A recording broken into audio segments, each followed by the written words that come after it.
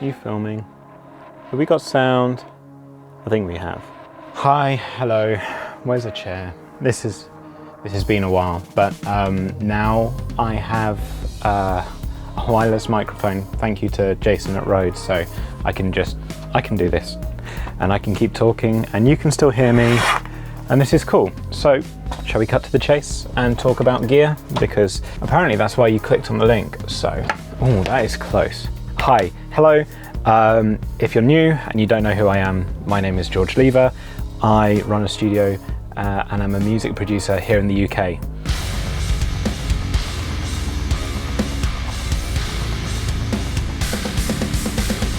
The lowdown is I have been sent a Audioscape compressor to compare against the Stam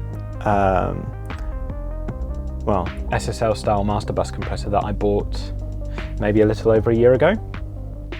Full disclosure, this Audioscape was provided by Joshua of Stam Audio, more as a curiosity thing. I was talking to him about the difference between the two companies, and he was like, I have one, do you want to try it? I was like, okay. If you're seeing this in the future, currently it's lockdown, so we're all bored. So here I am playing with knobs. No. Long story short, TLDR. They both sound good. That was my first initial impression. Ignoring anything from build quality differences, because there are some. On first impressions on sound, they sound very similar. Not exactly the same, but if you're not used to listening out for compression, the likelihood is if you were showing these in a blind test, you go, they're completely the same. So make of that what you will.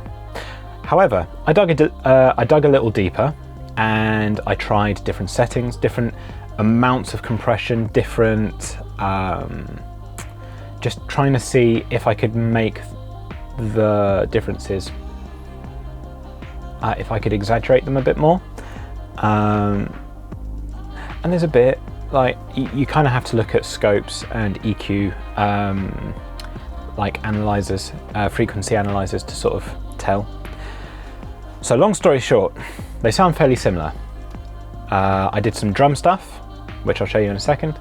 And then I took my, what's called Exhale sound clip, which I use on this channel, and then I compressed that using what's called the classic settings, which is the 4:1 with the 30 millisecond attack ratio, and then the release being automatic. Because there's quite a few feature differences between the two compressors, I couldn't test what I do literally with my Stam all the time. So I was kind of limited on the test. The Audioscape does have a high pass filter sidechain built into the unit, but it's set and predetermined at 165 Hertz. Whereas when I'm using the Stam, I tend to set it around 60 or 100 Hertz. It's not a huge difference, but it's enough of a difference for me to not feel comfortable comparing them, because then it changes the way that the compression works. So, shall we do the sound stuff first or the detail stuff first? All right, so sound stuff. This is the drum clip.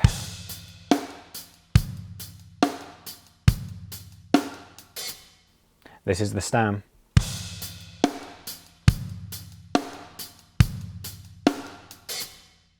And this is the Audioscape.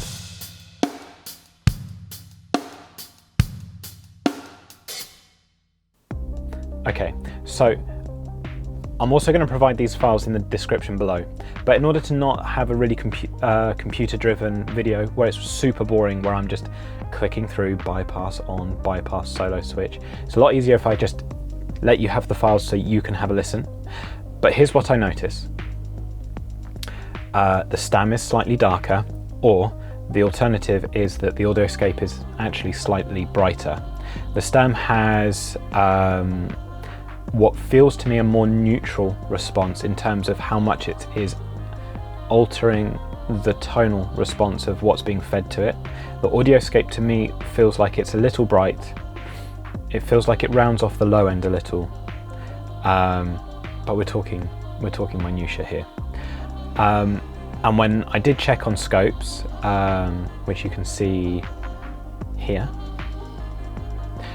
the difference between the two is, as I thought, it's not huge, but it's there. I also feel like the compression or the feel for the Stam is a little different too, which you can see on these screenshots here, where all I'm doing in this screenshot is I'm feeding a -12 dB 1 kHz cycle test tone to each unit to look at what harmonics each device puts out. Now the nerdy stuff means that when it comes to stacking audio that's fed through these units, the Stam is likely to generate more harmonic content, so it will glue together or be perceived that way. But it can also, if it's driven really hard, could be seen as fluffy. Me, with working predominantly in the digital realm, I prefer things that are more characterful. So for me, the Stam is my choice. I would also understand if someone was working within electronic music, that the Audioscape is their preference, mainly because it does introduce a higher a shift in the high frequencies, and there's less harmonic content overall, which means when it comes to stacking it will be less tonally obvious. And then yeah, I did the classic settings on my Exhale clip. So Stam,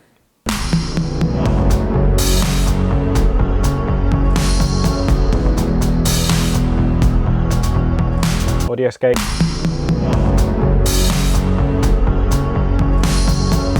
again in a blind shootout. I don't think you could probably tell, because I did the deep dive.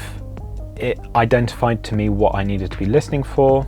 I feel like that's kind of obvious, more so with the drum stuff rather than with the full bus stuff. So then the decision cascades down into price difference and build difference. For me, I had a very, very hard time. I had to use test tones when setting up the gear to get the needles to hit the right amount of compression. To me, it then sounded like the Audioscape wasn't registering on the meter how much compression it was actually doing. The alternative to that argument is that the Stam under-eggs the way that the meter moves, but because the meter is very strict and not bouncy, I kind of find that a lot more satisfying for me, because then I can just pin certain transients to a certain gain reduction. With the Audioscape, I'd be guessing a bit more and using my ears a bit more in order to, I probably wouldn't look at the meter at all. I would just have to airball it. There you go. The other side is that you'll also have seen with the little action cam footage, they are set wildly different threshold amounts. I also found that the internal volume, there must be trim pots inside each unit or something. The internal volume with what I send from my Focusrite Red 16 line, the Stam seems to be built and calibrated for either +18 or +24 line signals. I don't feel like the Audioscape works too well with +18, simply because I forget whatever the one of those outputs is louder. When I had it on the same settings as the Stam, the threshold, I had to crank it, and even then I couldn't really get it to move much in the compression realm. So I had to feed it a lot more volume in order to get it to where I wanted it to be. So they're set up differently. So if your converters don't allow for you to change the volume of each output like my Focusrite does, then you would have a very hard time matching the responses of the units. So they're built differently, they use different things, fine. Do they sound different? A bit. Is it really easy to tell if you're brand new to audio? Not really.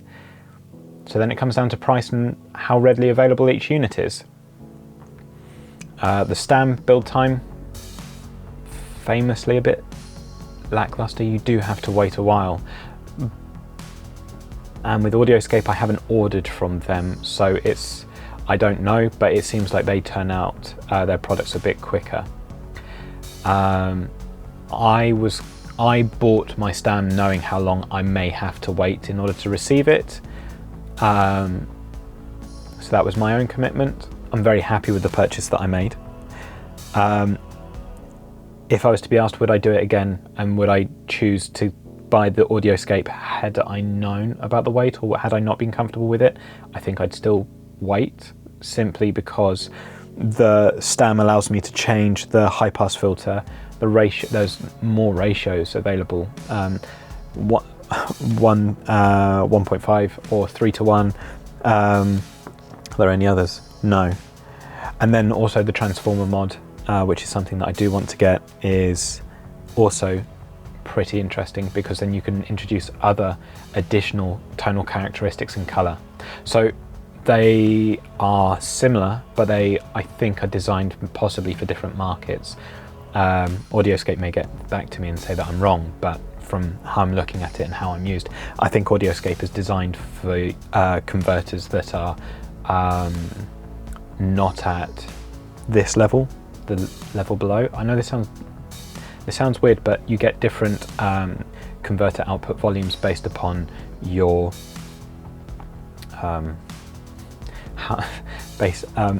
you tend to get different converter volume options based upon what level of purchase you're making. I know that sounds a bit weird, but I remember with my Apogee Ensemble, the converters were like +4 or +10, or maybe it was minus, I forget. Basically, when I got my Focusrites, I was like, oh, there's a whole, it's completely different. So I think they're designed and built for different units, and I don't think that's in the literature. I'll go and check. No, the piece of paper that comes with the unit doesn't say. Yeah, so those files are going to be in the description.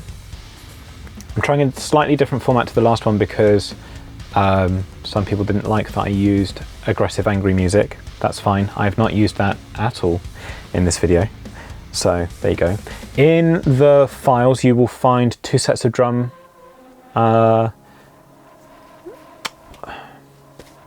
In the files, you will find 2 sets of drum prints. One is EQ'd before the compressor, one is not. This was in an attempt to exaggerate how much the Stam curls off the top end and how much the Audioscape pushes it. Hopefully that's useful. If it's not, never mind. And also the print of the track that I use for my YouTube videos is in there, so you can take a look at that and volume match it. It should be pretty well volume matched actually already, so you can do as you please with that. But there you go. Did you notice something that I didn't hear? Did you like one more than the other? If you were to make a purchasing choice, what would you buy and why? Until I get back into a better routine with making videos, this is the type of content I guess I'm making, which is whenever I feel like it. It's not very reliable, but we're here. Until next time, don't be a dick. All right. Compressors are cool. Drums are friends. Goodbye, everyone.